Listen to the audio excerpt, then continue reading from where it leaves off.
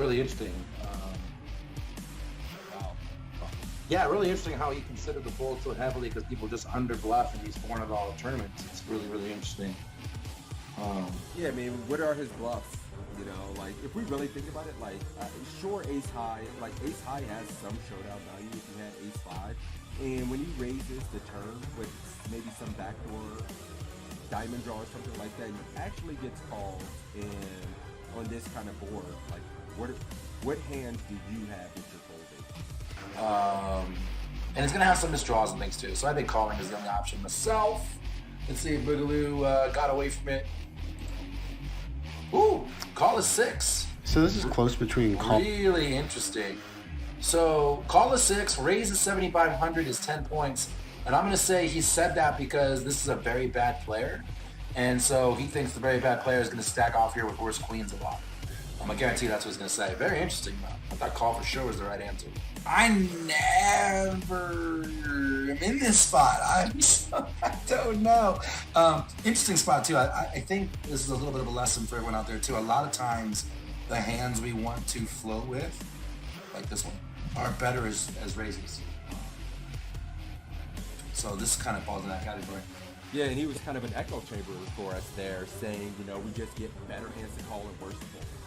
Yep. Like, he's going to have some gut shots in his range. He's going to have spade draws. He's going to have king X. And we kind of know, we kind of identify kind of what cards are going to be bad for us on future streets. And we're aware how to proceed on those cards. Absolutely. So yeah, that's a very good point, man. You right. That was the best. You didn't say anything. You won. Just straight up. You won. I'm just All right, so ooh, look at this. You're not opening this. You just looked at this. You're not opening. Button cut off, hijack, low jack, under the gun one. You are right. Come on now. Okay. I am. So let's see if he. He's got to open it, or there wouldn't be a hand.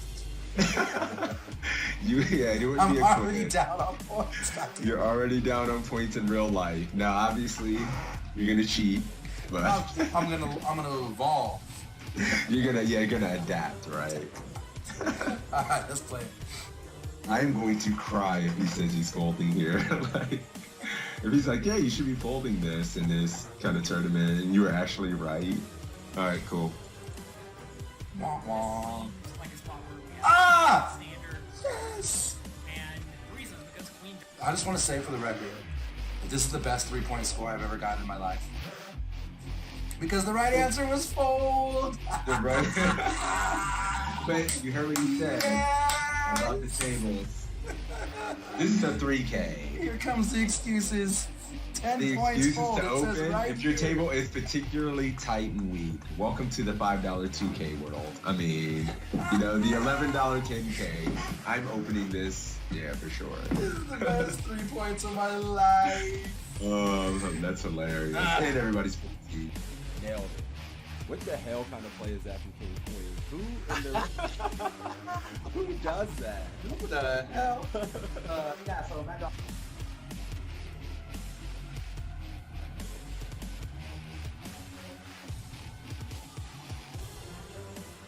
Jonathan Little's an absolute crusher, so it's nice to have him. Yeah, I agree, and I Just always love coaching. playing right after sessions like this because I feel like my brain's warmed up. I'm thinking through things, and so it's a good way to start your session for sure. Right. All right, guys, this is it. What's up, Mike? You want to give a gist? He was saying Narco Cop was playing about D-pipping about 28% of hands. He had been very aggressive in this $10 buy-in, and here are the options to fold, to call, to raise to 1,200, raise to... What? Wait a minute, he made it 800, and my man's giving options to 12 and 1,400 ounces. So it's already getting kind of spicy. That's so nasty. To be on a site with these other crushers, well-known poker public figures is pretty exciting, I'm not gonna lie. Yeah, I didn't mention that when I was kind of giving a little intro here too. Assassinato, Matt Affleck, John Little, all coaches on the site, so very highly respectable, quality poker content. Yep, Evan Jarvis as well. Remember Evan Jarvis, Matt Affleck, Assassinato, John Little.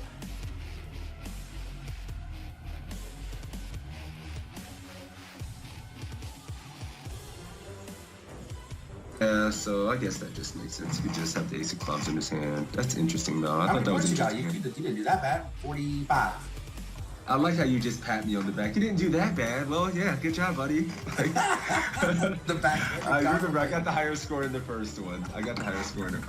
So, we're 1 for 1, buddy. I just want to know. Calling, guys. Let's see if we're good. Similar situation as pre-flop. I think pre. All right, guys, we're checking, I guess. Oh, for fuck's sake. One of the things I see people when it comes to poker is when you can get to the turn and When you're facing a min raise or just a touch more than a min raise, and there's an ante in play, which is going to be the case in most tournaments, I think, going forward, you want to defend pretty wide. If your opponent's making a 2. All right, cool. You're going 1,400. I'm going 1,400, guys. I'm gonna go call with the arm and just see what happens. All right, and ready for I would the- fold in game though, for the record, in case that's the winning end.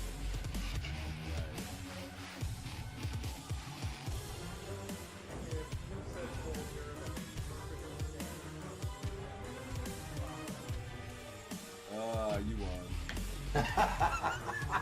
You win. I have to concede. You win. 14K. 14K, let's do it. Let's do it. Well, no, we cannot win. This is a pretty rough spot because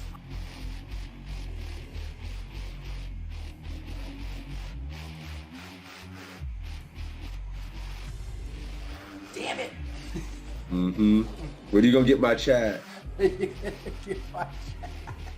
They like naughty things. They like just beer, alcohol, All right, let's do I can do a $10 ACR giveaway. $10 ACR giveaway courtesy of my man Toe. For me beating that ass heads up in this. Sorry. No, I'm kidding. We'll do this. We'll have to do it at least once a week, man. And then we'll do it every week a couple times. So it's a tie. I guess we got to give out $10 to each other's communities.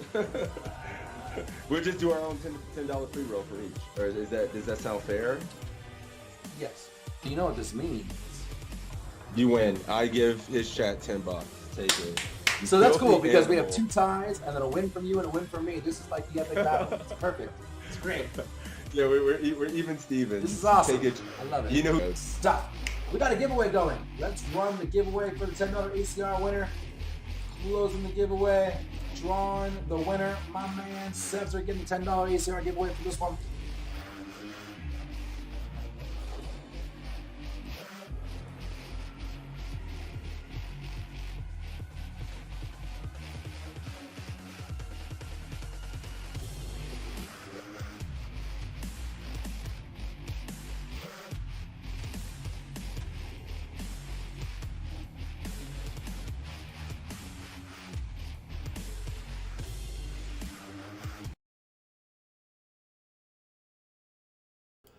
What up, party people? We are live. For the first study stream of the year, we're going to be flying solo for the first part of this. Six is going to come in, but he's going to come in a little late. He had a retirement party for his father-in-law. So he's going to be doing that for a minute. And but he'll be shortly. He should be here in like a half hour or so, maybe 45 minutes. And instead of starting late, I figured we'd just kick this sucker off. What's up, Contrast? Thank you for the 7 months, homie. I appreciate you. Jerome in the house. What up, Beats? What up? Cyrus, what up? Quads versus quads. Yeah, it's been a crazy first week for me. Getting all those kind of beats out of the way. Praying, what's up? Don't tilt. It'll be okay. He'll be here eventually. Doris in the house. MTT Hero in the house. So yeah, the way this is gonna work, we have Nightbot set up. So put poker coaching in the chat. I'm gonna draw 2 winners. I'm gonna have you guys compete on this quiz that we see here, 1392, and I already sent it to you, Brain. I sent it to you on the day 1. So check your Google Sheets, see if it's there. Let me know if you can't find it. I'll send you the link, but I already sent them on the first. Monkey Man, what up? Get in there. Put coaching in the chat for you to get drawn for the winner. The way it's going to work, I'm going to draw a winner. Like I said, you guys are going to compete. Whoever gets the highest score gets $5. That's how we're going to kick this sucker off. Exclamation point PC in the chat if you want to sign up for poker coaching for free. You get a bunch of quizzes, a bunch of homework assignments, all that good stuff. Don't forget to join the poker coaching Discord where all the good shit is happening. Super active MTT, hand history room, and cash game hand history room, mental game. We have fucking AMA coming up. We already have a coach on the line for that. So that's good. Check out the Discord. It's the best free content there is. And while they do pay me to say that, I would say it anyways. There is a ton of great content in there. 5 free study groups a week. It's amazing. Dennis, what up? Happy New Year, buddy. Don't have it yet. Not in your sheets. Send me a DM. Send me a DM, KB, and I'll send you the link. Cool. So that's what's up. How's your guys' year going? I don't even know how many people we have in here. We got 5 people in the giveaway.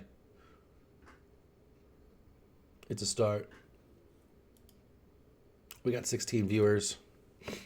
2/3 of you. Lurking. Who's the AMA with? I don't think we've released that information yet. I think it's a secret, but it's a good coach. It's one of our favorites. I guess they're all kind of. I mean, I can't say we have favorites, but this is one of our favorites. Sent on Discord. Thank you. I'll send it to you after this.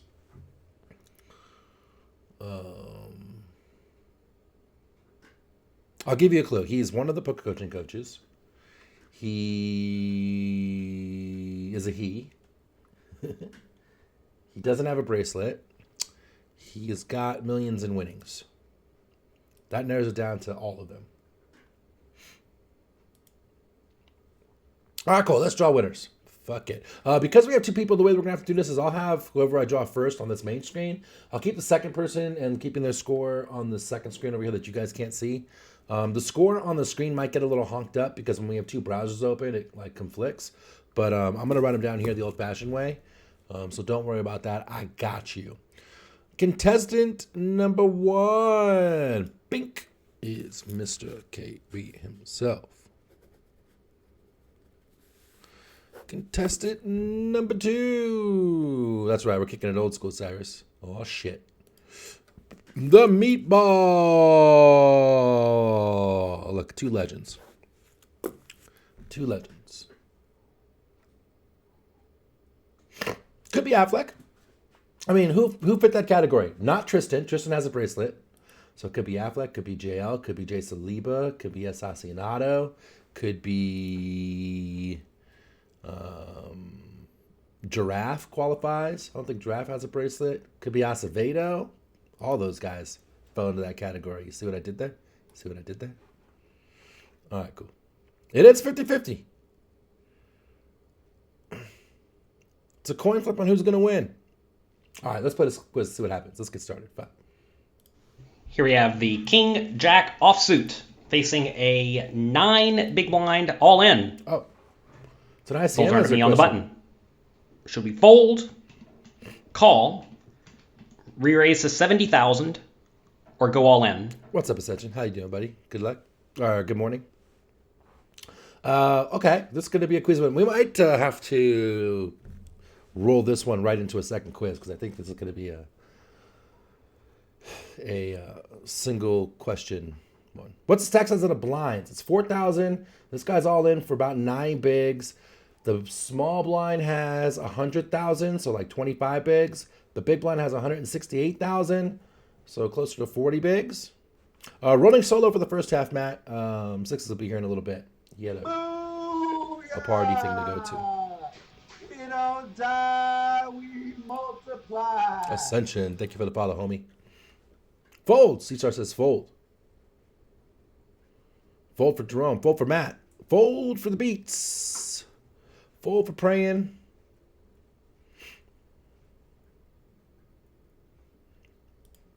I don't know if I said what up to Cyrus. I did. I mentioned the quads versus quads.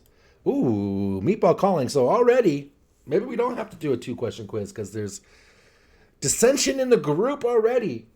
This is an interesting one. Suited certainly call. Offsuit. Man, this is a close one. This is edgy. I would probably... I ain't gonna lie. I'm gonna mix this myself, probably.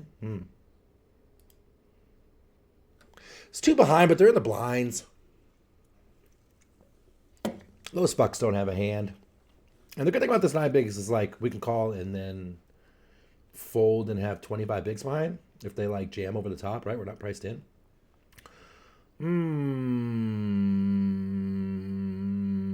My gut is saying fold, but if I ran this and it was call, I wouldn't be surprised. I think this is the bottom. All right, so we're gonna have, who do you put on first? John praying first. He's gonna be here on the main screen. Oh, let's look at that, Joey calling.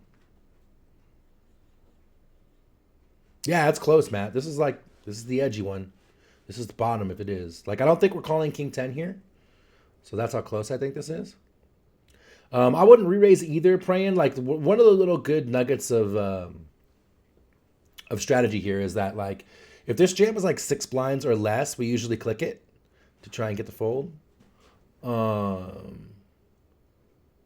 if I had a hand like, or I'm sorry, if he jammed a little less than this rather. But when he jams 9 bigs, the odds of someone flatting behind are slim. We don't have to worry about taking this 3 ways, 4 ways when it's 9 bigs. So we could just call and then fold to a jam. You know, if this was like 4 bigs, then if you're going to play this, you want to click it to, 6 or 8, whatever the click is. Because when we call this, then the blinds end up coming along, getting a great price, and that gets shitty 4 ways. All right, cool. So we got Praying on the main screen. He's going to call. We have Meatball on the side screen. He's going to fold. I'm sorry. Praying's going to fold. Meatball's going to call. Let's find out. Fold for Praying. So first things first, you want to ask, can you reasonably call a 9 big blind all-in with King Jack offsuit? So an easy way to do that is to look at a 9 big blind preflop calling chart and see what it says. I have a 10 big blind preflop calling chart pulled up right here, and you see King Jack offsuit is close. It's going to be right on the cusp of a calling hand, 10 big blinds deep. 9 big blinds deep, it's going to be roughly break even. So if there are any payout implications, etc., you should be more inclined to fold. Now, obviously, we're nowhere near all in, which is the main point of this hand. So we have like a close to break even spot in this scenario when it comes to calling. Okay, fine. What happens if we call and then somebody attacked calls or shoves? Well, obviously that's terrible, right? Because we have to fold and we will have put in 25% of our stack. So we really, really, really don't want to play this hand. What about re-raising to 70,000? Well, then half our stack's in. If one of our players get attacked, goes all in, we obviously have to call because we have to put in 80 more to win 300 something. So that doesn't do us any good. Should we rip it all in? Well, the problem with ripping it all in is that when one of the players get attacked has a good hand, we are going to be in terrible shape, right? So your only options here, in my mind, are to call with the intention of folding if you get jammed, or to fold. And I think folding is by far the right play, even though we see that, assuming we were all in, it's kind of close. This is a mistake a lot of people make, though, is they look at a 10 big blind calling chart and say we even had a hand like ace-9 offsuit, or king-jack suited, or pocket sixes. These are all hands that, if we were all in, we would just definitely call. But because we have these big stacks yet to act, we have to fold, right? In this scenario, if I am going to continue with whatever hands I'm going to continue with, probably, this is just a pure estimation, probably something like ace-9 suited and better, king-jack suited and better, ace-10 offsuit and better, king-queen, like pocket sevens and better, I would call with everything. I think I've discussed this a few times. Typically, whenever the shove is for more than 6 big blinds, I will call with my entire range. And what that does is it makes it to where the opponents do not know if I have aces or ace-10 offsuit, right? Because if I have ace-10 offsuit, I can call profitably against the shove very clearly, and then I can easily fold because whenever I get jammed on, I'm usually dominated. And if you only call with hands like ace-10 offsuit, and you re-raise or you shove with hands like aces and ace-king and ace-queen and queens and jacks, that makes your calling range really, really weak. So you want to make sure you protect your calling range in this spot. So if you are going to continue here, the only option is to call, but I think calling is actually pretty bad. So this is just an easy fold. But I wanted to go through this spot because I think a lot of people get a hand like ace-king and they think, all right, I should go all in to isolate. But you got to realize, whenever somebody puts in 35,000, 9 big blinds, and you call, these people aren't going to call with garbage, right?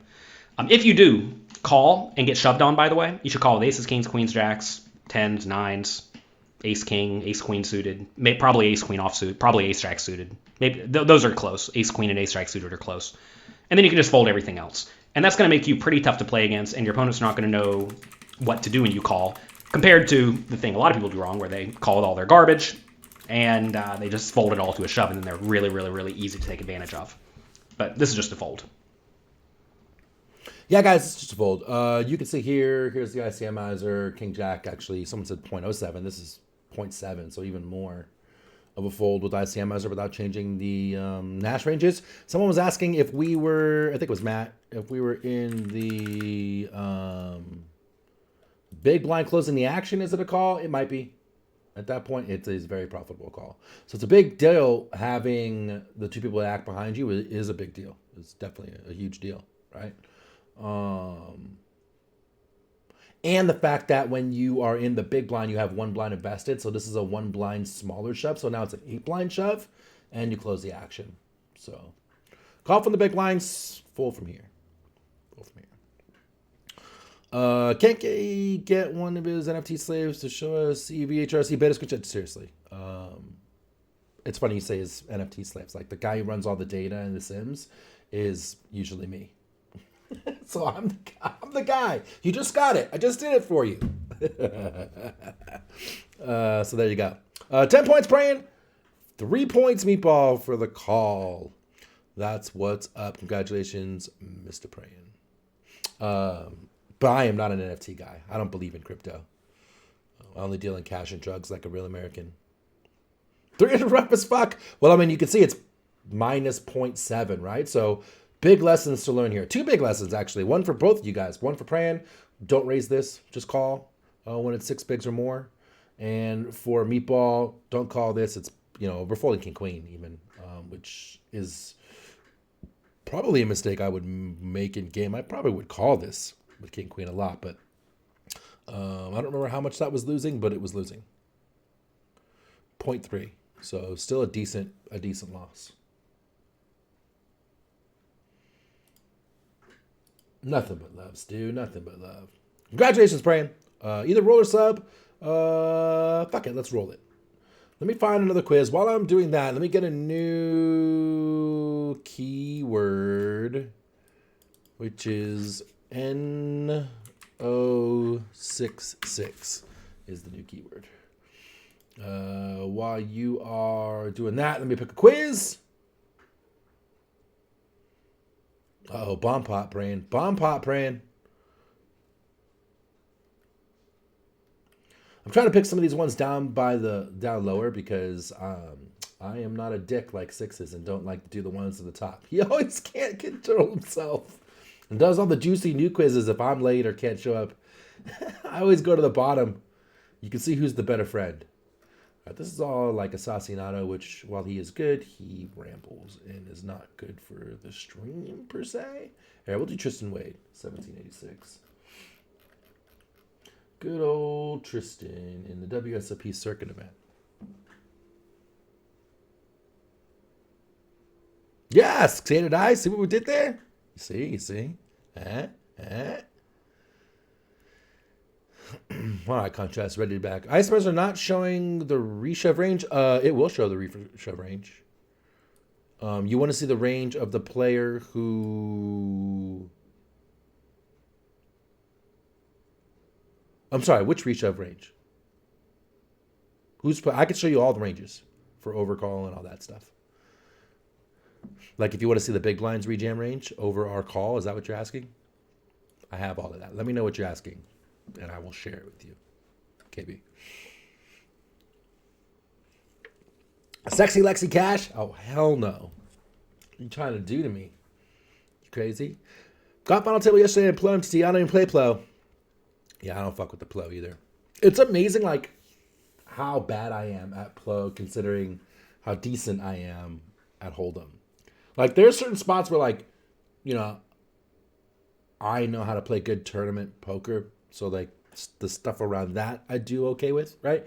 But, like, my hand range selection at Plo is awful. And just when I think I know kind of what's going on, I don't know shit. Punk, what's up, buddy? It's been a little while. How you doing, man? Happy New Year. Plus, like, that game is 4x variance, right? You need 4x the bankroll for Plo that you do for Hold'em. And I'm like, fuck, man, I play tournaments for a living. Like, I have enough variance in my life. That shit's fucking wackadoo. You got to be a fucking Satanist. Cool. What up, Joe? Good morning. Reverse thinking from the suited connected cards go up pre-flop and that stuff. Interesting. I suppose it could show the pulling range and the non-big shoving range. Yes, it could show all the ranges. So if you want to see what Nash says the jamming range is, this is what Nash has the jamming range. But we notice that like 8-7 suited is 0.05. So people are, this is the bottom cuspy stuff, Queen 8, that people might pass up. The mixed frequency stuff is this 0.0 stuff, and then the obvious stuff that's super big profitable, they're jamming. So this is the jamming range for the short stack.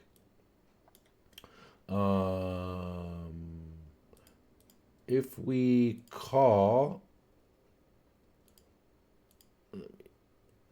and we're in the small blind, this is the rejamming range for the small blind. Oops, no flats, but 7s plus, ace queen plus.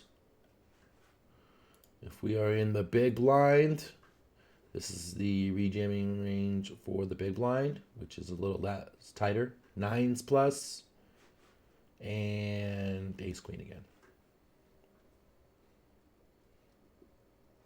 If we jam, you want to see what the button's overcalling range is? This is their overcalling range. 8s plus, ace queen.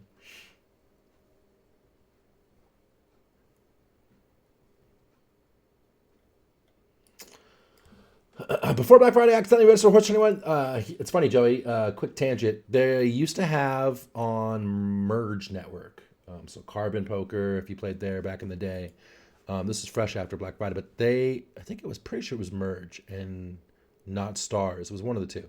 But either way, they used to have a horse free roll, and I used to love to play that thing, and I won it a few times. I still would love to play that. Actually, to be funny, I enjoy playing the stud games in general and infinitely more than Plo myself. Amazing how King Queen O, super bad, right? It is weird. It's also because your calling range for the 9 big blind jam is relatively tight, right? The arrow of money indeed.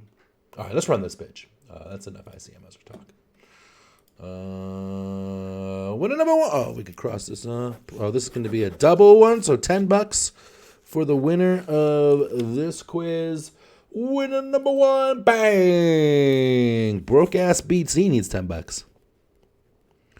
He's been talking about potentially moving to California. He's going to need all the money he can get. That shit's expensive as fuck. And winner number 2, bang! Canada's little A. Little A. All right, cool. We'll, beats broke as fuck. We'll, do I have this up, right? Yes. So we'll keep the, who'd I pick first? Beats. We'll pick Beats up on the main screen. Canada, I got you on the side screen. I'm keeping track of your score. I will let you know how it goes as we go down. Remember that the top screen here is going to be a little out of whack because we have 2 browsers going and you want me to re-roll Beats? What? All right. We'll keep Canada on the main screen and Ascension, Mr. Coast Canoe. Coast Canoe. All right. Here we go, guys. We got Canada. You're gonna be on the main screen. All right. This is the circuit event for Tristan Wade. Let's check it out. Good luck, bitches. All right, poker coaching. Tristan Wade here with another hand from the $500 WSOP circuit main, playing with shallow stacks. Hand number 6.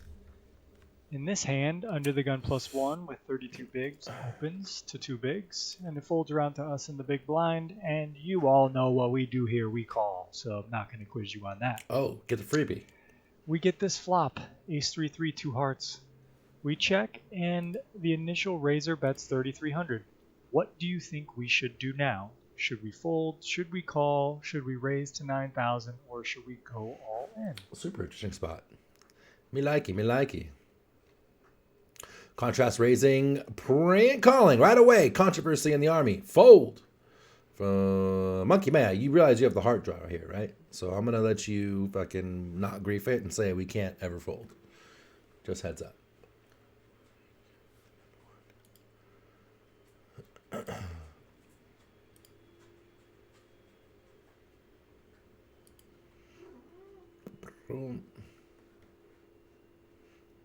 Shove for Joe. He says, nah. G fucking G's. Lots of calls. Drone calling, Meatball calling, Cyrus calling, Sea Stars calling. Raise for Ascension. Who was the other contestant? Ascension and Canada. Gotta look out for Canada. Canada calling. So controversy right away from the two contestants. Carter calling. Not the straight draw, without the over there. I think it's a call. Call. Beats raising. Want to raise but hate the sizing. Punt calling. We have net advantage for 3-3 being on the board. He's not folding an A on the flop. Not a good play against early position open. All right, let me get this sim right quick. 9 BBs is more than a third of my stack. Yeah, I too like to raise, and I too don't love the size. I'm not looking at the solver yet. You can see we haven't seen yet. But I think it's going to raise to like 7 or something. We get a ton of fold equity. We have way more threes. We have the safety net of the flush draw. And usually on 20, 25 bigs, like that's when we start raising on these paired boards. We raise our flush draws a lot more. So anyways, we check. They bet quarter pot. Big blind says queen 9 suited. Ooh.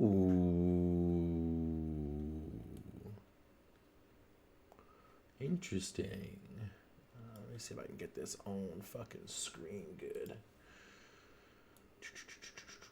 Queen 9 suited. That's probably better if you see it here. Bang. It's mixing. It's mixing. 44% call and like 55% raise. If you do raise, look, it's raising to 5.5. So small raise because we're short stack. We don't need a lot of fold equity, or we don't need a lot of oomph to get that fold equity here. This is gonna get like all non-pair hands to fold. And a lot of them are better than ours. Better queens to fold, king X to fold. It also puts hands like 8s and 7s and 9s and 10s in just fucking hell. But it's actually 50-50. So in solver land, both contestants right. Canada, fuck. I forget which one called. Hang on, I'm looking. There's Doris calling. Canada called and Ascension raised, so we're gonna keep Ascension up here. We're gonna raise and see what happens. Raise 10 points. All right, I think Call this is 7 a spot points. where instinctually we think, or instinctively we think that we should be calling here, and I guess that makes sense in the realm of things. But if we think about our range, how many hands do we have to raise in our range here? And if you think about it, we're really only raising with 3x, or maybe our best ace X's that defend preflop. So we should find some bluffs to raise in that range as well, and heart combinations, our worst heart combinations and our non-value heart combinations fall into that equation. So queen high hearts, jack high hearts, 10 high hearts, 9 high hearts, and the others that aren't as valuable all become hands that we want to start playing as a bluff. And we have a lot of equity to move forward with those hands. So I think this is a spot where a lot of people just want to call, myself included, and it's a spot where we really should be raising a lot more with our flush draws to apply pressure to a range that's going to be c-betting this board at a high frequency. So folding is 0, calling is 7, raising to 9,000 is the absolute correct answer here. we give that 10 points. And then going all in is not really a thing here with this particular hand. So I adhere to calling, which I've explained I don't think is great, but alas, that's what I did. And we get the ace of spades on the turn, which naturally we're going to be checking out of position, and our opponent checks as well. And now the river card comes the 9 of clubs. What do you think we should do here? Should we check? Should we bet 5,000 or should we bet 12,000?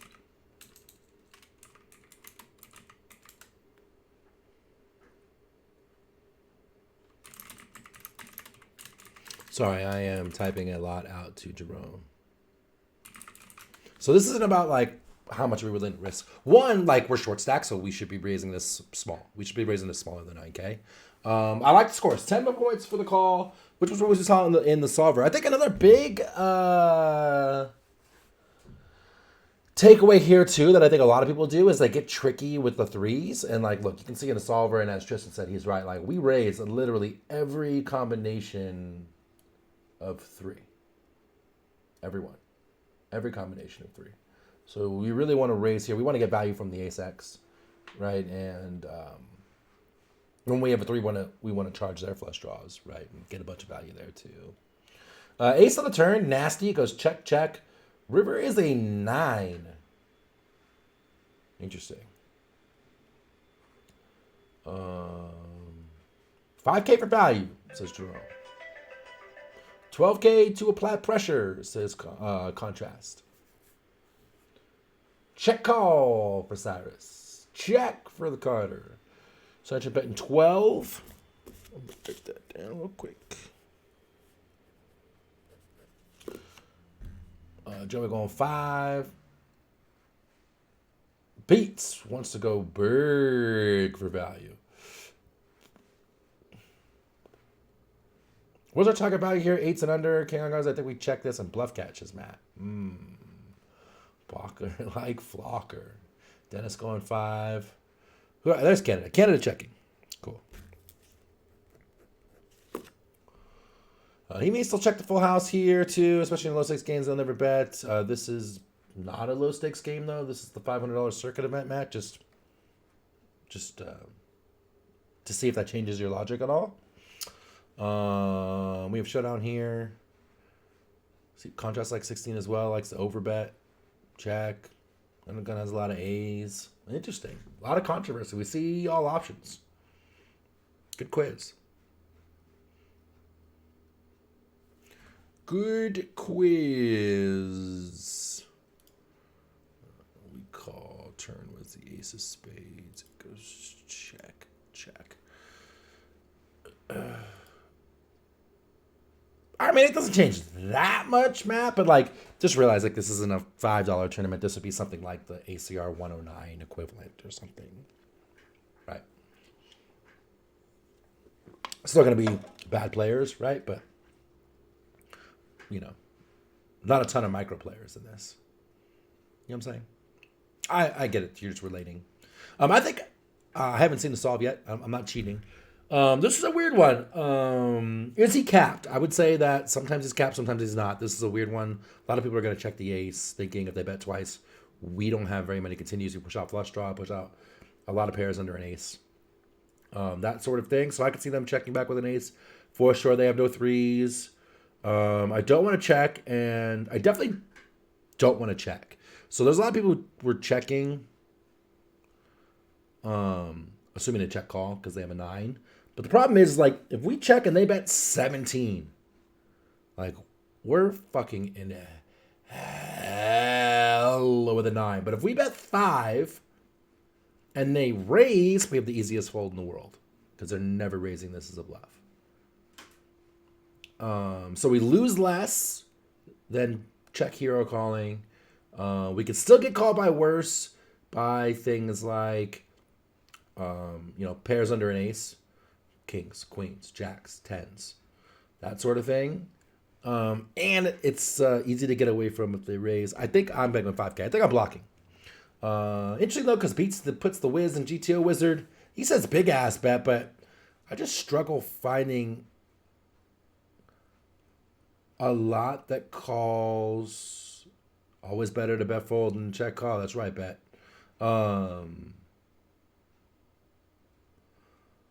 I struggle to find what calls when we go big here. Like king high calls? Maybe. And then it's 7s and 8s, 6s. Like, damn. I would struggle to big bet here. I would small bet for sure. But let's see what Tristan says and what the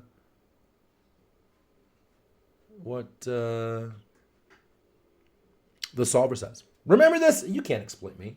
Because I would actually, if I had an ace here, I would also bet small. If I had a 3 here, I would also bet small.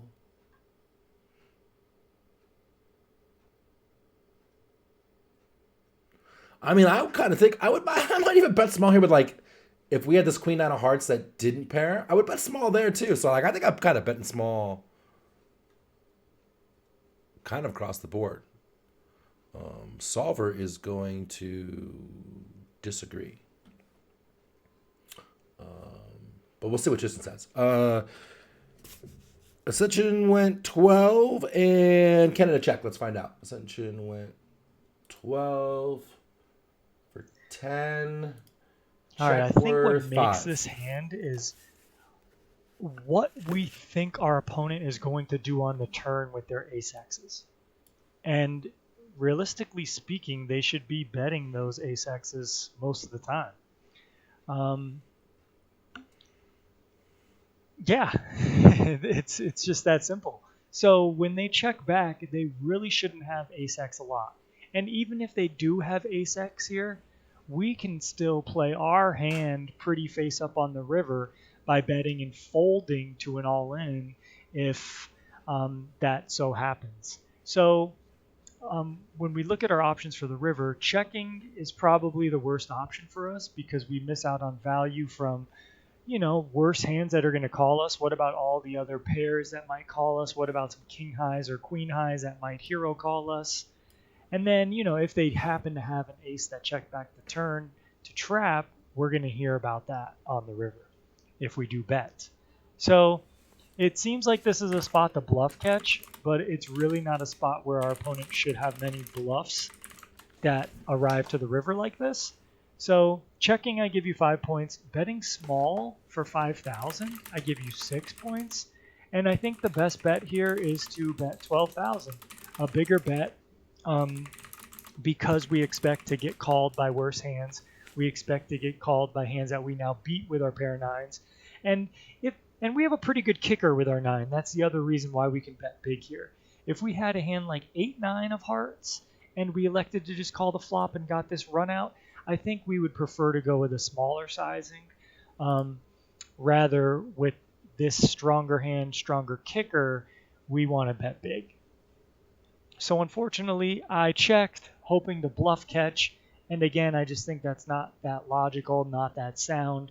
And we allow our opponent to check back freely and not have to put any more money in the pot with a hand that we now beat 2 8s. So another lesson learned in shallow stack poker, in heads up pots, defending the big blind. Hopefully this was a good lesson for you at Poker Coaching. And I'm Tristan Wade, your coach. And I'm out of here. And I'm out of here. Tristan nailed it. He just nailed it. So I'm trying to get this set up good. Look at the range. All the ace-x bombs. Makes sense, right? Just bombs. Purple is overbet, as Beats was saying. And then look at all this overbetting. So like all these missed flushes and stuff are all overbetting as well. All this junky no showdown stuff, overbetting as well. And then the smaller bets coming from 4s, 5s, and 6s as little blockers, which I kind of put the 9x stuff. Personally, I put it in the same category. Tristan nailed it though. The queen 9 is going like 80% and more than it's overbetting. Because with the overbets, like we're trying to get max value or max fold equity with this range, right? And so with the queen 9, like we have a decent hand, we're not really looking for max fold equity. So it bets 80% instead of overbet. It's a little island over here. Jack 9 as well. And then you can see like our worst 8s are going even smaller. Our worst 9s rather are going even smaller, as he suggested, which is interesting. He nailed it. He nailed it. Yes, that is the BB strategy when it goes check on the turn. What do you mean? Shit, give me 1 second. So, really interesting. It was Swish for Mr. Ascension and 7 + 5, 12 points for Mr. Canada. Good, definitely a good quiz and a lot to learn here on these boards. So, fucking awesome, guys. You guys did good. It was a great discussion. Who was that who won? Ascension, let me know how you want your fucking money. $5. So, I don't know. PayPal, Venmo, Cash App, Carrier Pigeon, ACR. No, it's not 5. It's $10. I can't send it to you on BOL because they don't have a player transfer. $10. They don't have player transfer on BOL. So anyway, I can send it to you. Let me know. Cool. Great quiz. Great stuff. Great couple. King X and Queen X are marginal showdowns, block folds, bottom hearts, don't block. So why are those higher cards? Just guess. Your king highs all have showdown value. Your queen highs have a ton of showdown value.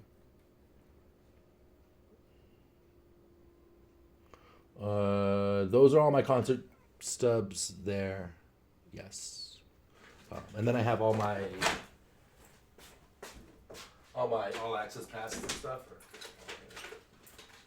From when I was a roadie.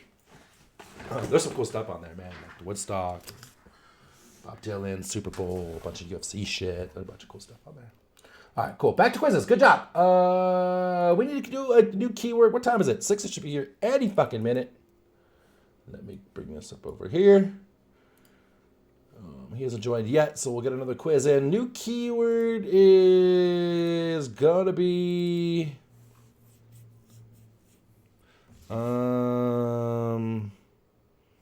66 MIA is the new keyword. Name one concert right now. Oh shit. Woodstock 99, Super Bowl 50, UFC 200. I don't know. There's like 4 or 5. Tom Petty's up there. There's Rolling Stones. There's Bob Dylan. There's raves that I went to in the early 90s. Sporting events, Scott. I don't know how many Laker games and Dodger games are up there, but a bunch. Oh, shit. I don't know what else. Heineken Museum in Amsterdam. Laker playoff games. Tons of 311. Tons of shit, man. A bunch of Rage Against the Machine. I've seen them 10 or 15 times.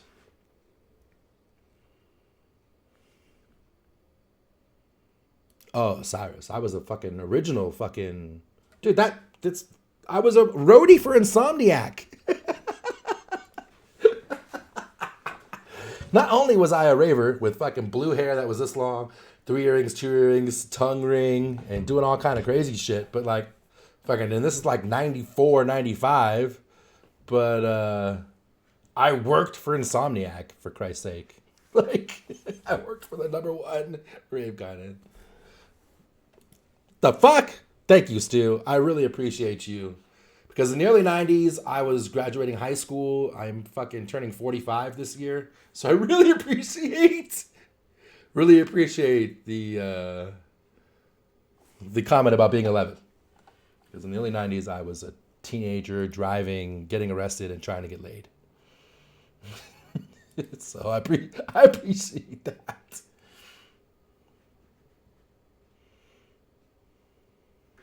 All right, new keyword. 6 is MI. Did we get you people in here? We got 10 eligible users. Let me pick a quiz.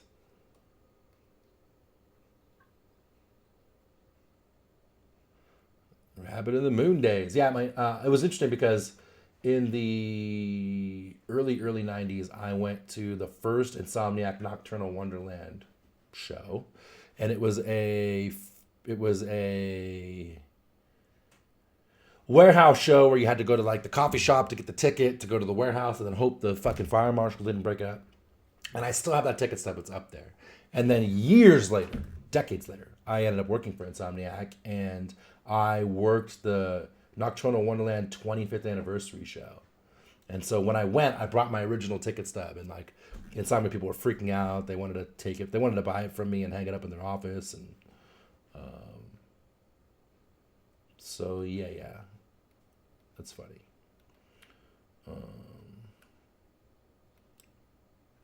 Trying to find a quiz, an older quiz. I think we're gonna probably just stick with an old JL one again until Sixes gets here, and then we'll throw in some like Affleck and some stuff. All right, 1838.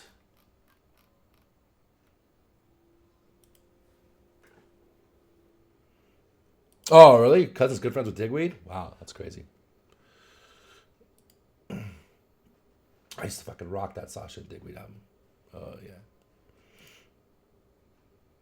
Yeah, Paul Oakenfeld and all those guys in the back of the day. Yeah, man. I got a ton of that stuff. Ton of that stuff. I was a weird hybrid. I was a punk rocker and a raver. I was the punk rocker because, like, my main music was rock. For sure, like, in general. I couldn't drive the car and listen to that shit. But I liked to fucking get high as fuck back in those days and had some junkie issues. And so that's where the junkies were, man. All right, let's do this. We need to draw a winner. Fuck. Winner number one, bang. Contrast. Trying to fucking break me $5 at a time. Our weekly winner. Winner number two. Yeah, so that was the thing, Jerome. Like, I drank, don't get me wrong, but I liked getting way fucked up. That's funny, Jerome. And you're up. I like getting way fucked up. I like taking a bunch of acid and fucking ecstasy and shrooms and shit. Melting my brain in those days. It's funny because, like, it's amazing how boring I am now compared to those days. Right? Grateful Dead, Metallica, Megadeth. I like all that shit. I've seen Metallica and Megadeth. Grateful Dead I have not seen, but I think I saw Jerry play by himself, but I'm fuzzing on that, so I can't confirm. All right, cool. I listen to all that shit now. Fuck, that's all on the Toe Show playlist now. All right, cool. Let's do this. Who's that? Contrast on the main screen, Jerome on the secondary screen. Let's play it. Tragically Hip was dope. Here we have the 10-9 offsuit. Folds around to the small blind who limps 30 big blinds deep. I have no reads on this player whatsoever. Should we check, raise to 8,000, raise to 12,000, or raise to 16,000?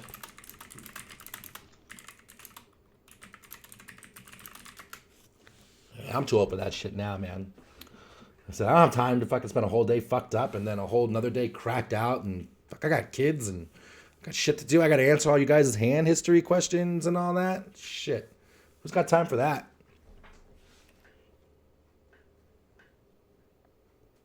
I don't even know what happened. Fuck. Looks like we were in the big blind and it limped to us. Small blind limped. What are we doing? Drum checking. Beach checking. Doors checking. We do all slow down as we get older. Me too. Like, the other thing too is, like, I met my wife, and so she kind of saved me, right? Once I met my wife and the kids got involved, then it wasn't all about me just fucking my own life up. Now I had people depending on me. That changed everything. Check, Monkey May I mixing. Skater die checking with exclamation. Check! MTT gears. This stuff does raise some usually. Beats agrees. We are closer to 30 effective there, Matt.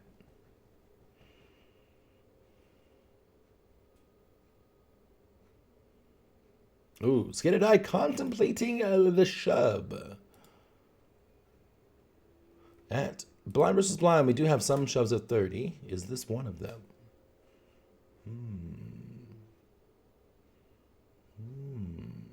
C-Star's raising. He not scared. Check for me. Small blind calls. Big blind range. This could be pretty mixed. It's hard to see there too, Matt, but you're close. Yeah. Who are the contestants? Contrast and Jerome. Jerome was checking for sure. What was Contrast doing? Contrast is checking as well. Yeah. This one's going to be a check. This is a decent hand. We really want to see here. We have some shoves here, but our shoves are going to be like 2s, 3s, 4s. Those are going to be your shoves. Pairs that like really can't show down are probably the best hand now. But like everything else at 30 is going to have mostly raises or checks. And I think this one actually is kind of like close to our offsuit paint, which is going to do a lot of decent checking here. Because at this stack depth, if we bet and get jammed on, it really sucks, right? We really want to see it. But let's check the charts here. Both contestants checked, and you can see this kind of mirrors what we just said here. The junky junk is a lot of betting. 9-10 is pretty close to the paint, and you can see a lot of that's checking. These are value bets. This island at ace-9 you're never going to find, right? And then here's your 2, 3s, and 4s that are jamming. All right, both players checking. Let's find out. I think checking is going to be my default play with most hands that flop decently well that I don't want to raise and get re-raised off of. So I'm going to be raising pretty polarized in this spot, usually with most of my best hand and some garbage. Now, the GTO strategy is going to be a little bit more mixed than that. Let's take a look at it real quick. Might as well. And yeah, so I mean, as you see, GTO does basically what I just said, where it's raising all the best hands and it's not folding. Then it's raising a bunch of garbage, right? But you do see like 10-9 offsuit raises 32% of the time. But whenever I am making implementable strategies, like I'm just not going to raise any of these decent suited hands. I'm not going to raise any of these hands in this vicinity. And I realize that may be a little bit exploitable, but whatever. It's going to be way easier to play again, way easier to implement. So I'm going to be raising a lot of the junk down here, some of the junky suited hands, and then just all the best hands. I'm going to be checking all these hands in this vicinity and in this vicinity. If I am going to raise, I'm going to make it like 16,000 and try to get a good amount of fold equity. But check, I think, is definitely the default. Flop comes queen, 9, 2. We have it all. Middle pair and a backdoor flush draw and a backdoor straight draw. Should we fold, call, raise to 11,000, or go all in? I just find it funny that JL says, like, we have it all. We have second pair, marginal kicker, and a few backdoors. We got it all, baby. Look at this. All the potential in the world. He's not scared. He runs Jonathan Little good. He's not scared at all.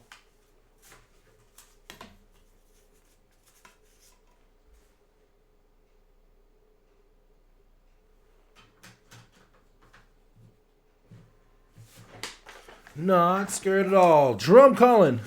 Scared at everybody calling. Everybody calling. Ascension, Meatball, Dennis.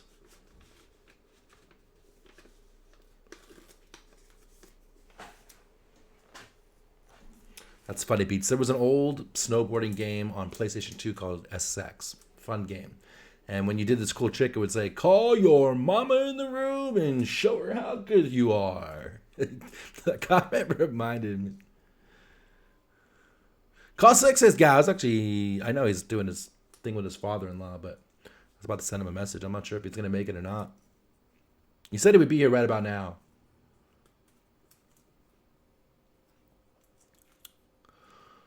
Do you think play conservatively, but is blind because ranges are so wide?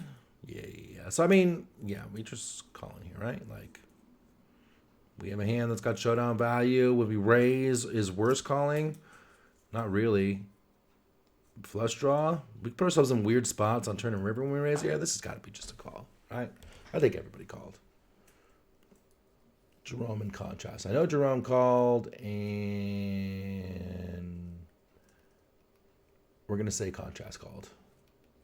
Cool. Let's call. Well, we're definitely not folding, so we're either going to call or raise. I do not like the idea of just ripping it all in, because if we rip it all in and we get called, we're going to be in very bad shape against a queen or better for the most part, or a really good draw, which has good equity against us. So jamming is not great. I also don't like raising to any size, really, because if we raise to any size, we open the door to get jammed on. And again, we don't want to get jammed on or re-raised. So I think our only option here is to call. Also notice our hand really is not that vulnerable to being outdrawn at all. Because even if a jack comes, we have a straight draw. A king comes, we have a straight draw. Ace comes, well, that's not good. But every other card is fine. If a heart comes, we have a flush draw. So this is a spot where calling is definitely the best play. So we're going to call and go from there. If I was going to raise with any pairs, it would be maybe a hand like King 2 or Ace 2 or 3 2, because those hands could be the best hand at the moment. If you get jammed, you don't mind folding it, and you don't mind if your opponent folds whatever they have, because when you have a hand like King 2, if they're sitting there with 8-7, they have 6 outs, and you don't really want to let them draw to 6 outs for free.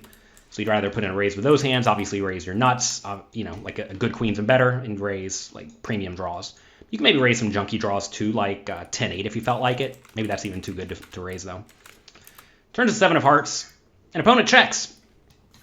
Should we check, bet 6,000, bet 12,000, or bet 24,000? Oh shit! This is where shit gets interesting.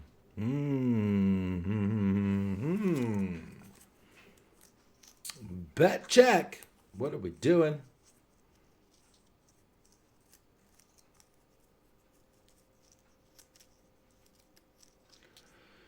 There's 20K out there. We have 166 in our stack. Villain's got 110.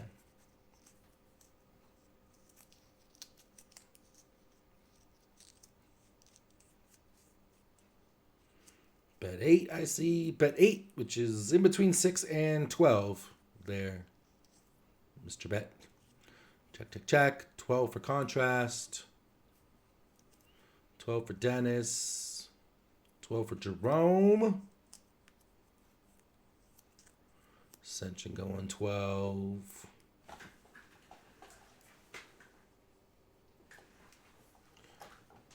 Bet going 12.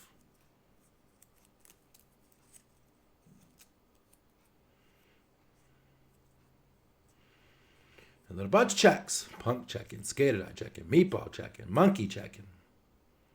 What's contrast doing?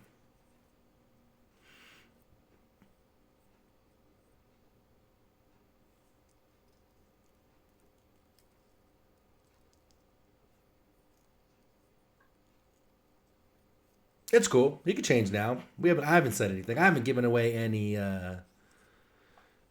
spoilers. 12 for Jerome. Contrast, what are you doing? I'm 12. You're 12. Would you bet most of us versus checking? Arguable. Matt mostly checking. What am I doing here? I feel like we're still marginal made 1. So checking becomes attractive. Our hand does need some protection. Which is attractive. We can get called by worse, which is attractive. And we have a good heart when we get called. Those are all attractive reasons for betting. I don't like betting 12 so much myself. Usually what happens when the flush completer comes in, we tend to bet small with flush completer cards, which would lean us toward betting 6. We lose less against a queen. We still get called by all that worse stuff. We still get value. 6 or check is what I'm thinking. The cool thing about going 6 is that like they're gonna check call that, and then when they call, and then check the river when they call a ton, and we could just check back and get our showdown. Yeah, Joey, that's where I was going. So I think I'm going 6 here myself. 12 for both of you guys, though. Okay, contrast. I'll do 6. He tried to lead you there, Jerome. Check and bluff river. The problem with checking Ascension is like if we check 1, we don't know that he's going to check the river. 2, it could still come like shitty. Jack, king, ace, shitty, right? And then what do? If they bet, we're like in this weird space if we bet, where we could bet small now and then check back river. I think I like betting small. You guys both said 12 though, right? So let's do it. Check 10 points. So this is a neat spot because we have the best hand a lot. But like I just said on the flop, we're not all that vulnerable to getting outdrawn. And if we make a flush, we probably have the best hand. Or if we don't have the best hand, we can easily call a bet if our opponent bets. So it's not like we're so concerned on any river really besides an ace, king, or jack. And even though then those are not going to come all that often. Some of them are hearts, right? So, again, you want to ask, if I bet and get raised, how do I feel? Well, I'm probably not all that happy, right? And I really don't want to get raised here because it's going to be a nasty spot. I don't think I can bet this and call a big raise with it. So if I am going to bet, I definitely want to go for a small bet of 6,000.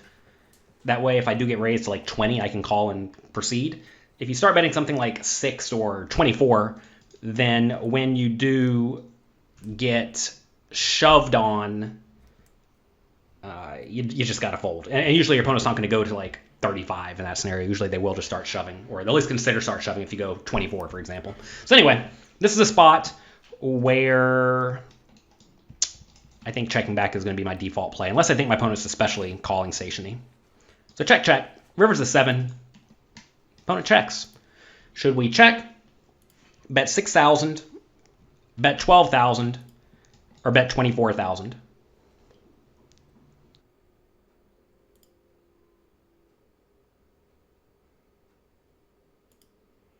What are we doing, guys? I'm plugging this in while I'm chatting to you. What are we doing? Check was the 10 points. I don't know how many points bet small was. I guess I wrote it down so I could find out.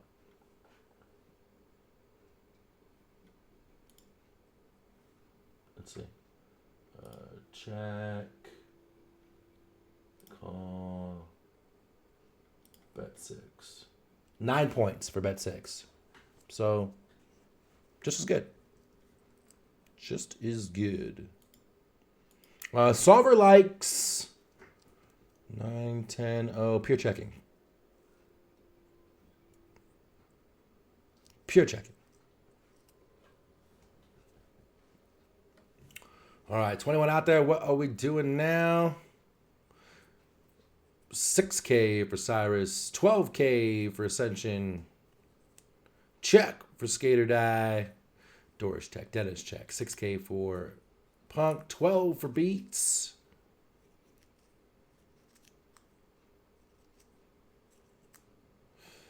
Jerome going 12. Contrast also going 12. This is going to be a coin flip sitch. When he checks twice, he should not have any flushes or queen X. Comfortably better. 9X for value here. 12, says Matt. Drum going 6. Drum, final answer. Hurry. Oh, I think 6s might be here. So it'll be him.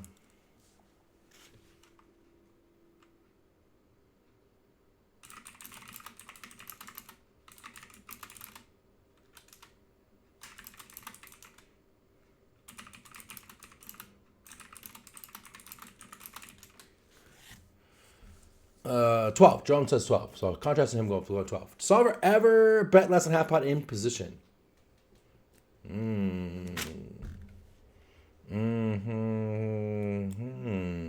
Good questions. Good questions. Beats with good answers. Good answers. Yeah, the answer is in position, we have no small bets. So, I mean, you could pretty much say no small bets. So with that said, it's going to be 12 or check for sure. I think it was Joey that said that up there, but whoever said that was correct. It's going to be 12 or check. This hand, I think he usually wants to bet for value. I think 12 is going to be the right answer. It's one of those weird spots too, like intuitively you're like, well, can I get called by worse? And yeah, you can get called by worse, right? Some 8s, 10, not 10s, 8s. It's kind of hard to get called by worse, to be honest, but I think the solver always bets here when he's capped. I mean, this is like essentially top pair, and it's going to bet. It's going to bet. Yeah, there's just never small bets. Let me pull up the solver. Here we go.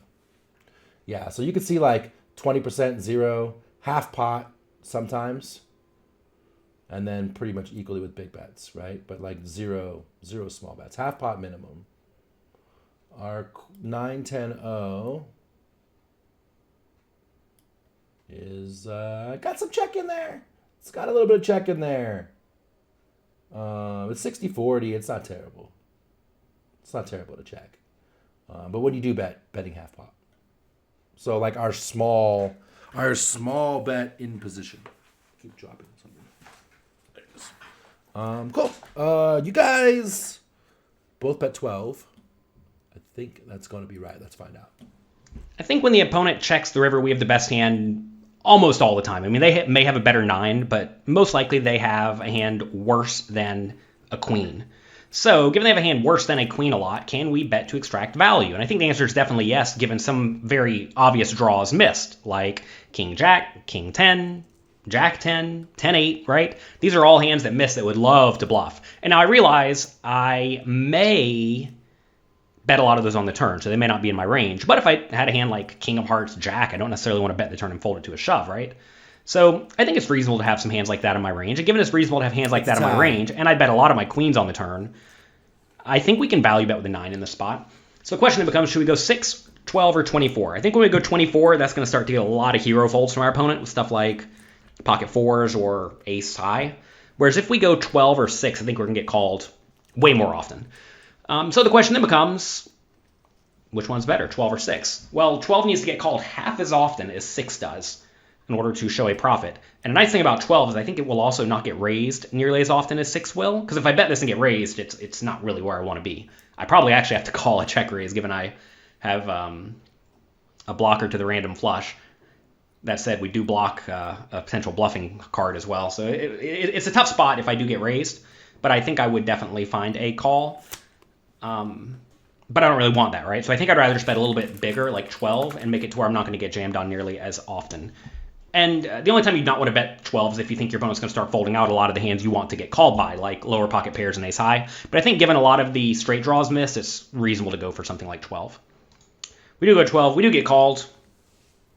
And they found a hero call. Good. Yeah, we don't bet any 2x. Monkey Man. We don't bet at the bottom pair usually, because when we bet our pairs of 2s, then we really want them to have a 2, right? Like if we have a 2, then we can't get called by their worst pairs very much, right? So usually bottom pair isn't going to bet for value very much, because there's only value at that point would be ace high or king high. So no, we don't bet any of our 2s. Cool. It's a tie. So we are going to coin flip it, and Contrast already picked tails. Bang. And of course, Mr. Contrast getting his $5 allowance check from the toe. As if there was any doubt. Congratulations, buddy. All right, cool. Back to quizzes. I just heard from Sixes. He said he's going to be about 15 minutes out. I'm not sure if he's going to join or not. He's wondering if it's going to be worth it to be in here for one quiz for him. So I'm not sure. New keyword. 66 NOSHO. 66 no show is the keyword.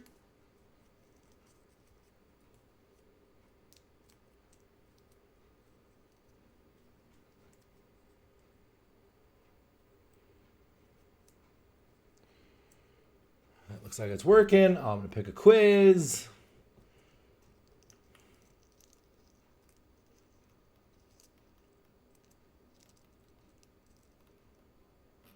Oh, you know what? I know he ditched. Oh, but you guys took it together.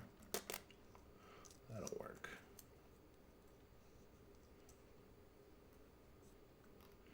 That don't work. All right. Here we go. 1800.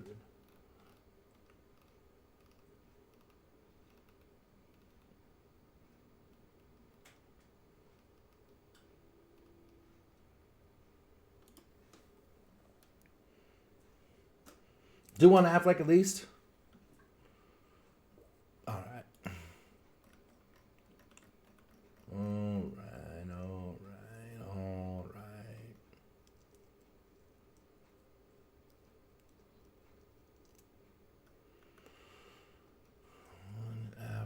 Fuck, there is no Affleck. We're caught up on all the Affleck there, Joey. You're fucked.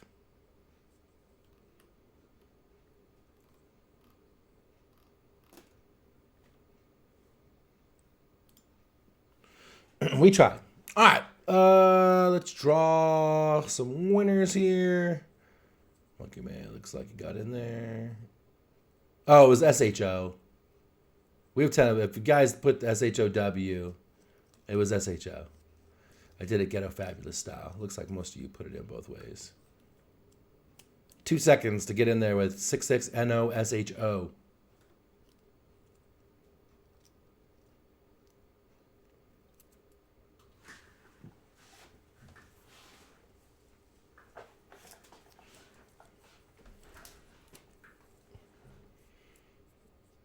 All right, I think you guys are in there. I don't see the eligible count going up. All right, cool. Rolling it. Winner number 1. Bang. The Carter. Winner number 2. Failing at being gangsta. Yeah, well. I mean, you're moving to Watts, homie. You better fucking work on that shit. Monkey! Monkey versus Carter. Let's go. We'll have Carter on the first screen here and Monkey Man on the side screens to be pulled. Carter's name first. Good luck, folks. Let's do this. Air hump. Yes. Swing. Let's do it. What's up, poker coaching students? Tristan Wade here with another quiz from the $500 WSOP Circuit Main Online. In this hand, we have an under the gun player with the chip lead, min raise under the gun, and action folds us on the cutoff with ace jack suited. What should you do? Should you fold? Should you call? Should you raise to 20,000, or should you go all in? Interesting. I know what I'm doing. What are you guys doing? Just fold its ascension.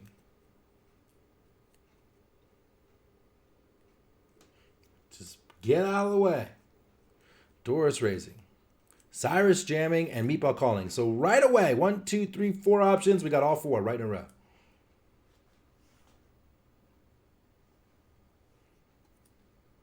Contrast jamming. Call for Dennis. Call for stars.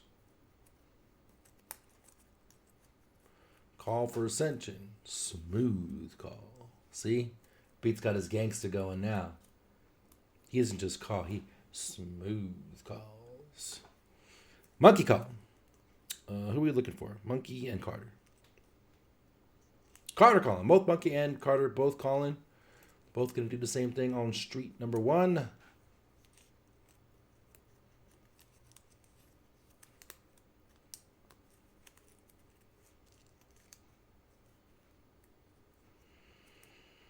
It looks like that's all people coming in here. So, yeah, I'm calling 2.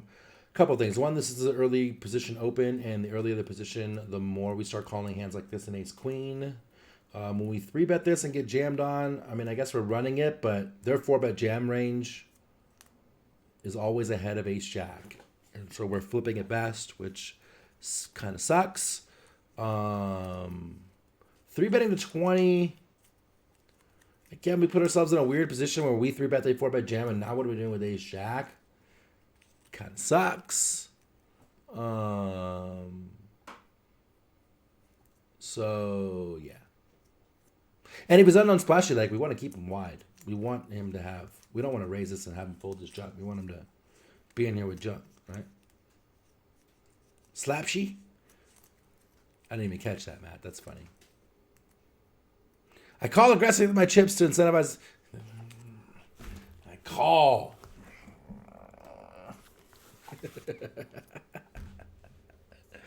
Monkey calling and Carter calling. Let's find out. All right, this is not a spot where we want to fold. And calling is definitely the best play here with this particular hand. 3-betting to 20,000 just doesn't seem like a good play to me, so I only give that 3 points. We wouldn't want someone to shove behind us. We'd most likely be forced to call, and they're going to have pretty strong ranges. And we just don't want to give the under-the-gun player the option to get to call a small 3-bet. And I give going all in 5 points, even though I think calling here is clearly the best option and really only option. I do feel like if you're up against a very splashy player who you think is going to be opening very wide under the gun, then I think going all in here is reasonable. So I give that 5 points. So I call. And we see a flop. We get this flop, king high. They check to us. I want to know, what should you do here? Should you check? Should you bet 8,000 or bet 20,000? This where shit gets weird. What are y'all doing?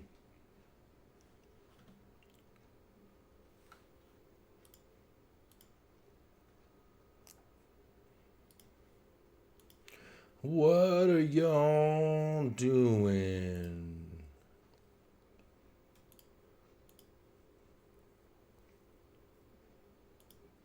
Check, check, check, check, check, check. Beats. To make way for my boo.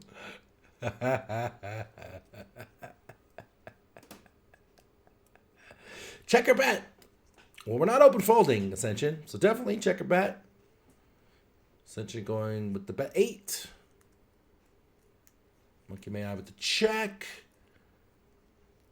Carter also with the check.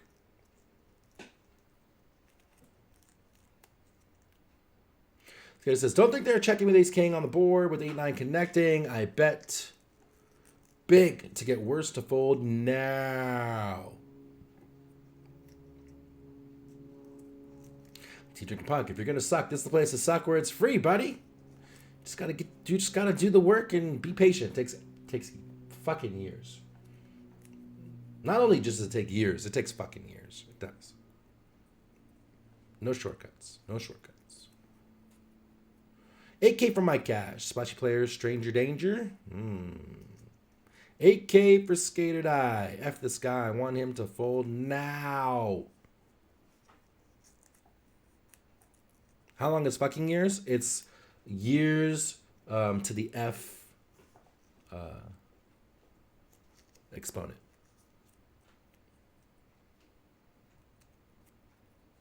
Wish it was a 14K. You want to go a little bigger, huh?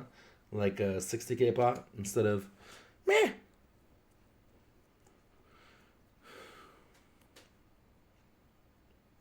Getting check just sucks with this hand. Does, Carter. It certainly does.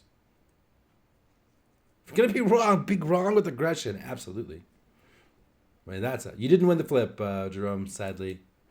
I mean, if you're gonna make a mistake, make aggressive mistakes. Absolutely. Because you always have a chance to win. Ooh, Jason, well played. I like that. Fucking years are opposite the targets. It goes slower instead of faster. I like that. I like that a lot. Yeah, I would be checking here. 1, this board's a little coordinated. 2, like, this player should be checking kind of range here. See you later, Jerome. Thanks for hanging out, homie. They should be checking range here, which means they still have king in their range. And one of the big rules in poker in general is, like, we don't want to turn ace highs into a bluff generally, and certainly not our best ace highs, which this is one of them, because we're not flatting ace king, right?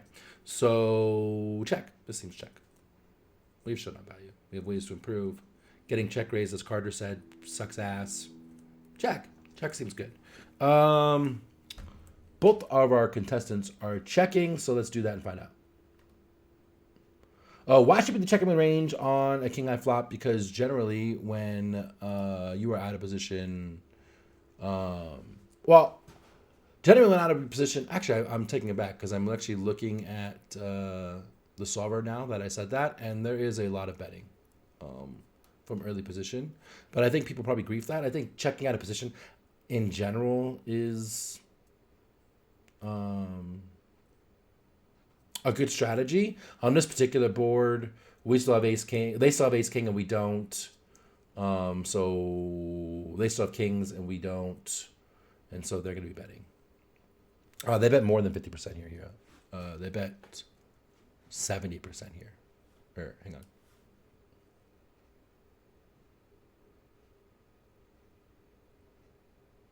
So this is interesting. So now the question is you can see to their check, our strategy is to check. Mostly checking. This is our strategy against their check. It's interesting because I would think in real life people over c-bet. I would think in real life on this board when they don't c-bet, they're more in the marginal made hand to air part of their range in real life when they check this. And so if they're in the marginal part, we're going to bet and get called and then do what on brick turns. We're not getting an 8 or a 9 to fold with one bet here, especially from a splashy player. And then if we bet and they fold trash, we're ahead of all their trash. So if we bet, we don't get better to fold, and we don't get worse to call, right? Having a jack kind of sucks too, because now like they don't even call with things like jack 10, right? Queen jack. So yeah, he should definitely top set. He should be checking 8s and 9s. 8s and 9s mix. 9s mostly checking. 8s 50-50. All right, cool. So, cool. Interesting. They should be betting this flop a lot. I probably overcheck this because I check a lot at a position in general. So lesson learned there. And if they check, we don't want to turn the hand this good into showdown for all the reasons we discussed. Both players checking. Let's find out. Oh, we already checked. What happened?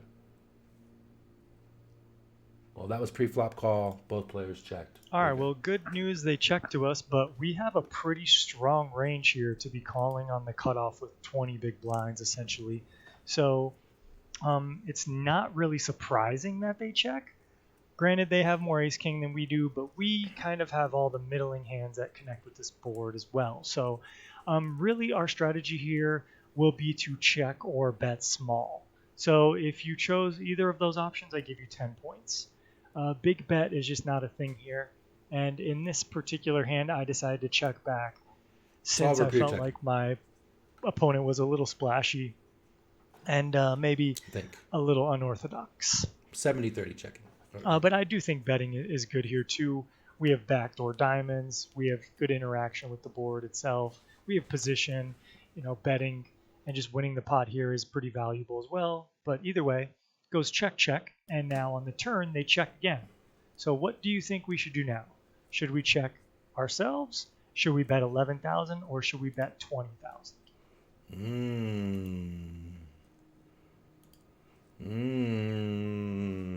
Checks again. What do we do her? Now things get really interesting. 11K, same strategies to contrast. Check for Dennis. 11 for Doris and Ascension.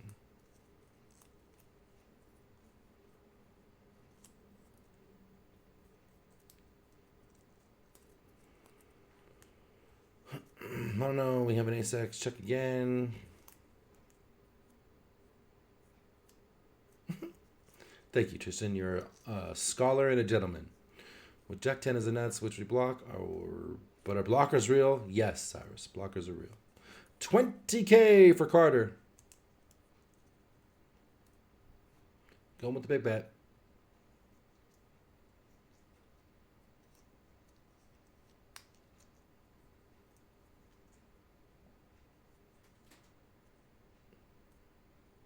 Mostly checking with 20K is damn sexy, says Beats.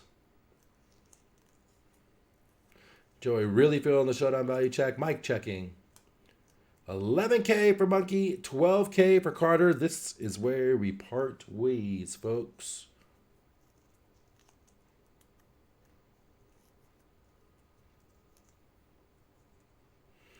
All right. So, yeah, I think this mixes. I think if we bet, 11K is never going to be answered.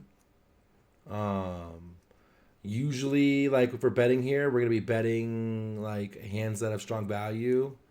And slash can get called by worse. And slash needs some protection. Like, that's a kind of a straight connecty kind of card, which is going to bring it. Not that they have Jack 10 because we block it, like we said, but they're going to have flush draw. They're going to have, Ace 10 and Ace Jack, and we really want to put pressure on those hands. We also want to put pressures on like 10s, 9x, 8x. We're going to put a ton of pressure on those if we bet. So I don't think we have any small bets ever here. It's kind of one of those things too. We're in position as well, which, as we were saying, like not a lot of small betting in position in general. So I'm going to say it's either 20K or check. I would probably check this most of the time because I don't tend to turn these big ace highs into a bluff. But if I did bet, it would be 20K. And I think this mixes, I would imagine. Let me plug it in.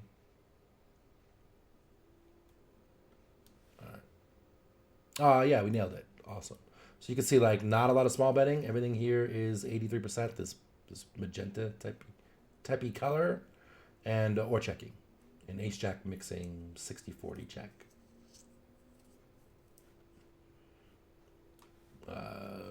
Betting a lot when you have the club draw, obviously. Cool. 11 for Monkey May I, 20 for Carter. Carter's on the main screen. Let's find out. All right. Oh, so no. again, we kind of are Tristan. smashing this board in position. Tristan with goes our against the calling solver range. here. We have some strong hands like ace queen suited, and some other like king queens and jack 10 suited and all that. And the fact that they he gets a checked bad bet really side, gives us a bad to green light the to bet dude, here. Tristan. So this is another Bad spot Tristan. though that we're gonna play as a mix. So 20K betting is 11,000, I give you 10 GTO, points. I think that is essentially. the clear play here. But I do think we also do have checks as well. So we probably check a little bit less than we bet in this particular instance, in this particular board. Caught him slipping. But just given the fact that I have a pretty good ace high here, I guess, and my opponent being, like I said, a little unorthodox, I decided to check. But I think both of those options Leveling are going to be good. monkey. I don't necessarily think we have to get them to fold out something, but when you have such a big range advantage in a spot like this and equity advantage like with our range per se, we probably should start betting. So I lean towards betting overall in this spot, and I decided to check, which I think is okay. I think that's still a thing that we're going to be doing very frequently here, but no big bets in this spot. So just to check back, which, we could essentially check back like a queen jack suited and ace queen suited, but I think those hands would just bet. So it makes a lot of sense to just start betting here. But either way, I went with another check back, and the river is the 5 of spades, and they check for the 3rd time. Now, what do you think we should do?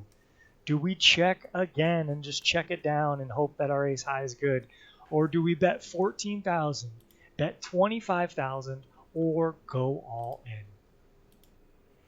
All right, guys. We checked all the way in this hand. Yeah, Tristan's just mistaken in this. He didn't run the solve. It's big bet or no bet in this spot. And so sucks the scoring went the way it did, but it is what it is. 14 for Ski to Die. Cyrus taking the showdown. Meatball taking the showdown. Dennis taking the showdown. Contrast 14. Although King arguably bets at some point, contrast. So I don't know if you're repping a King.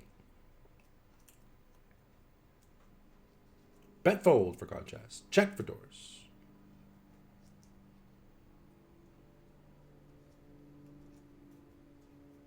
You don't get no ice cream, ice cream, ice cream, ice cream. Where's my 30K option? The fuck? Beats, why are you so angry with the overbet all the time, huh? Why are you so angry with the overbet? Check for Monkey May I.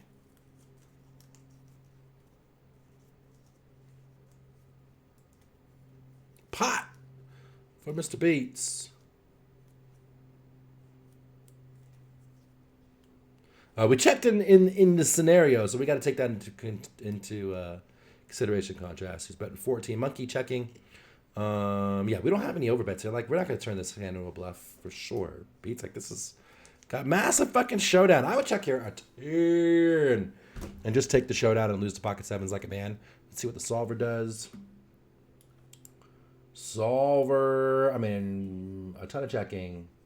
And then betting 60% with the rest of them. Checking ace jack of hearts. Betting 60% with the rest of them. Which is a weird mix.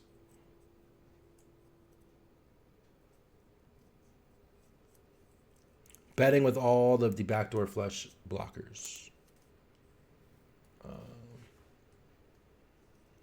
Never checking this combo. It's kind of weird. Like it checks ace jack of hearts 100%, but bets 60% with the other ace jack suiteds. Always, which is like a weird ass mix. I guess maybe because they don't have backdoor club draws when they go check. We block backdoor diamonds. I don't know. With the hearts, they still have the backdoor draws. That's weird. I don't know. I don't know why. It's a weird mix.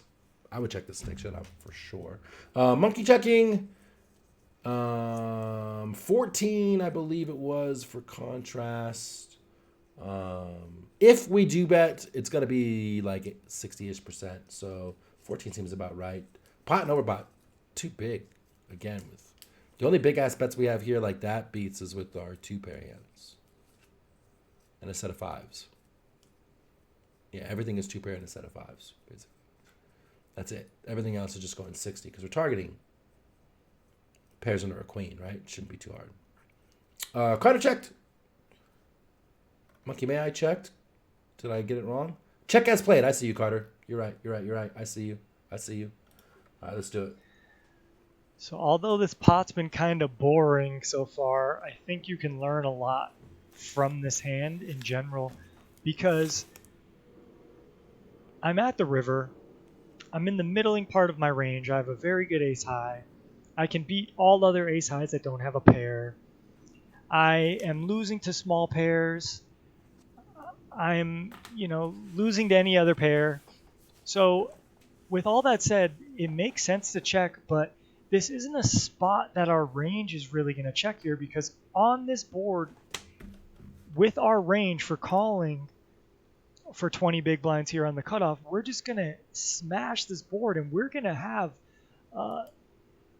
kind of a more constricted range than the under the gun player. The under the gun player should have way more hands than we do essentially here because we had to call an under the gun raise with a short stack.